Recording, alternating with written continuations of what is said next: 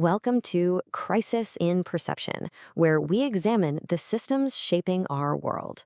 This mini explainer accompanies Sunbelt Blues, The Failure of American Housing by Andrew Ross. This is not a summary. This is not advice.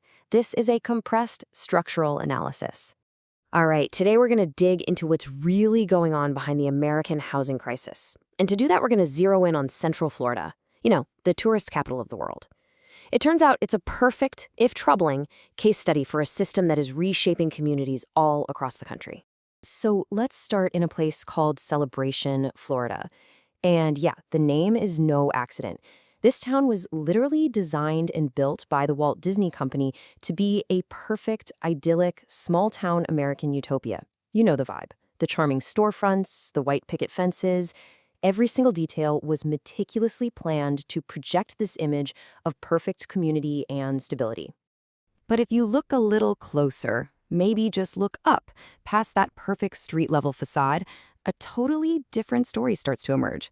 You see clear signs of decay, rot, mold, and just plain neglect. And this isn't just about some shoddy construction. No, this is a symptom. It's a huge red flag for a much bigger breakdown, a warning sign of a system that prioritizes appearance over substance and profit over people. Okay, so here's how we're going to break this all down. We're going to trace this problem right from the source. We'll start with the new system for housing itself, then we'll look at the incentives it creates, the real-world outcomes for people, the mechanics of how it all works, and finally, why it's so incredibly persistent. To really get what's happening, we have to start with one massive fundamental shift. The very purpose of housing has been redesigned. We've moved away from a world where a home was primarily seen as shelter to one where it's treated as a speculative asset. And there's a key term for this: financialization. It's a bit of a mouthful, I know, but it is the engine driving everything we're talking about.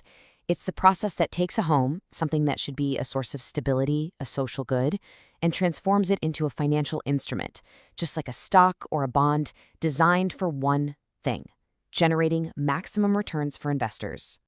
So, if a house is now basically just another line item in an investment portfolio, what kind of behavior does that encourage? Well, that brings us to the incentives. This creates a whole new logic, a new rulebook, that frankly has very little to do with the actual people living inside these homes. And you see pretty quickly that all the incentives point in a single, worrying direction. You've got these huge corporate and Wall Street owners. They might be thousands of miles away, and they're judged on one metric: portfolio performance. Then you have the local economy, which in a place like Central Florida is built entirely to serve tourists, not the low-wage workers who actually make all that magic happen. So you end up with this massive disconnect. Global speculative demand sends housing prices into the stratosphere, while the wages for local people stay stubbornly, structurally low. And this quote, it just perfectly lays out the playbook. The name of the game is to squeeze every last drop of revenue from the asset. That means hiking rents, selling off pieces of land, and pulling out equity to pay investors. What's left to reinvest in the property or the community? Almost nothing. Now, this playbook, this set of incentives, it doesn't just exist on a spreadsheet. It creates predictable, damaging, and very, very human outcomes for millions of people. And here is what that looks like on the ground. 2/3. Just let that sink in for a second. In cities like Orlando, 2/3 of the people who live there are now renters. That ideal of homeownership, the one that defined the American dream for generations, it's being systematically replaced by what analysts are now calling a rentership society. And this isn't some future trend. For most people in places like this, it is already the reality. The consequences are stark. The very same workers who power the entire tourism economy get pushed out by rents they can no longer afford. When your landlord is a faceless corporation on the other side of the country, maintenance just disappears. And for more and more families, this feeling of constant housing insecurity, that nagging fear of the next rent hike, the next eviction notice, it just becomes a normal, exhausting part of everyday life. And this image, to me, just captures this new reality perfectly. Think about what motels used to symbolize: the open road, vacation, mobility.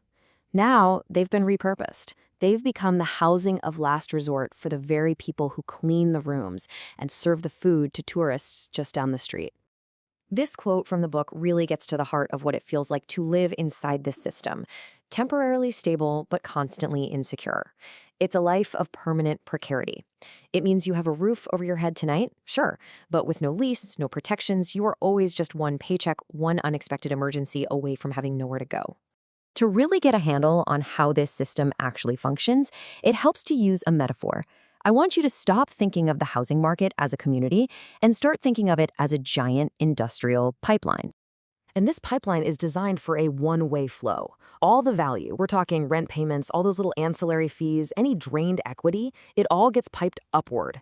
It flows out of the local community and towards distant financial firms. Meanwhile, all the negative byproducts, the risk, the instability, the cost pressures, the neglected maintenance, all of that flows downward, settling right on top of the tenants. And look, this isn't just a clever analogy. As the book documents, this is literally how it works. Money is actively being sucked out of the local economy. It leaves the community poorer while making absentee owners richer. So that brings us to the final crucial question. Why does this extractive pipeline just keep on running? Well, the answer is that it's a powerful, self-reinforcing feedback loop. The system literally feeds itself.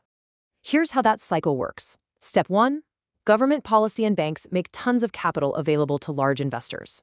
Step 2, those investors use all that cash to buy up huge amounts of housing stock, which of course drives up prices for everyone else.